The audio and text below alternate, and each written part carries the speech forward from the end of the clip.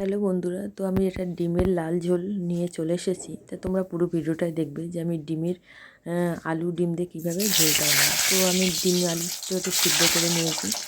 নেওয়ার পরে ডিম আলু সিদ্ধ করার পরে আমি ডিমগুলোকে নুন হলুদ না মাখিয়ে কড়াইয়ের মধ্যে তেল দিয়ে তেল গরম হয়ে যাওয়ার পরেই আমি ডিমগুলো দিয়ে তারপরে আমি নুন হলুদ দিই, কারণ ডিমগুলোর কালারটা খুব সুন্দর আসে। সেই জন্য আমি হলুদ নুনটা তেলের ওপরেই দিই, কালারটা সুন্দর আসায়।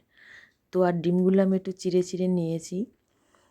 তো মশলা টশলা ঢোকার জন্য ডিমগুলো আমি একটু চিড়ে চিড়ে নিয়েছি। নেওয়ার পরে কি হয়, তেল মশলাগুলো ঢোকে, খেতে ভালো লাগে। সেই তেলের মধ্যেই আমি আলু দিয়ে দিয়েছি। আলুগুলোর মধ্যে নুন হলুদ দিয়ে একটু ভেজে নেব। সেই কড়াতেই তেল দিয়ে আমি গোটা জিরে, তেজপাতা, শুকনো লঙ্কা ফোড়ন দিয়ে দিয়েছি, আর গোটা গরম মশলা ফোড়ন দিয়ে ফোড়নটা হয়ে গেলে পরে সুন্দর যখন ফোড়নটা দিয়ে একটা গন্ধ বেরাচ্ছে, তখন সেই সময় আমি পেঁয়াজ কুচিয়ে রেখেছি, পেঁয়াজগুলো দিয়ে দেব। তো পেঁয়াজগুলো সুন্দর করে লাল লাল করে ভেজে নেওয়ার পরে ওর মধ্যে আমি গোটা একটা টমেটো দিয়ে দিলাম। টমেটো দিয়ে দেওয়ার পরে তেলের উপরে কালারটা সুন্দর আসে। তো কালারটা সুন্দর আসার পরেই আমি তেলের উপরেই দিয়ে দিলাম গোটা একটা লাল লাল লাল টমেটো। তো টমেটো যখন মজে আসবে, সেই মজে যাওয়ার সময় তখন আমি ওর মধ্যে আদা, কাঁচা লঙ্কা, জিরে আর রসুন বাটা দিয়ে আমি মশলাটা সুন্দর করে টাইম নিয়ে কষাবো। যত সময় কাঁচা গন্ধ না যায় তত সময় আমি আস্তে আস্তে কষাবো। তারপরে আমি ওর মধ্যে লঙ্কার গুঁড়ো আর হলুদ নুন দিয়ে আমি আরও টাইম নিয়ে একটু কষাবো। যখন সুন্দর করে আমার কষানো হয়ে যাবে মশলাটা, আমি যখন দেখব মশলাটা আমার কষানো হয়ে গেছে, আর আমি আস্তে আস্তে কষাবো যাতে মশলাটা আমার না পুড়ে যায়।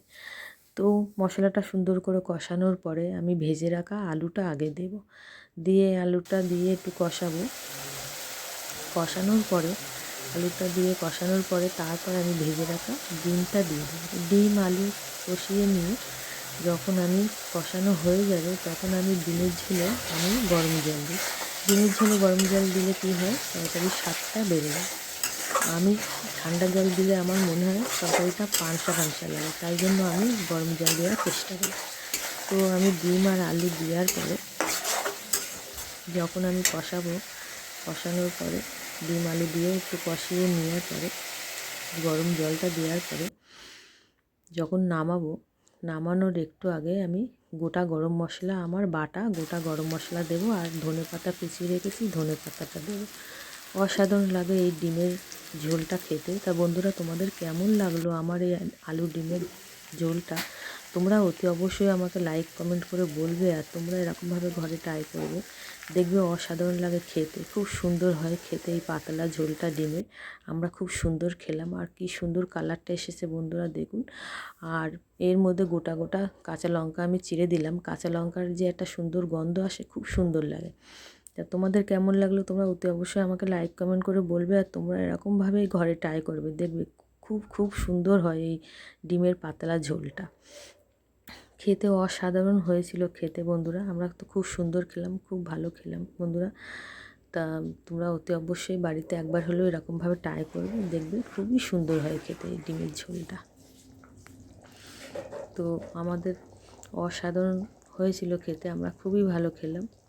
এবার তোমরা কে কোথার থেকে আমাকে বলছো সেটা লাইক কমেন্ট করে বলবে বন্ধুরা, আর পেজ থেকে দেখলে পেজটা ফলো করে দেবে বন্ধুরা।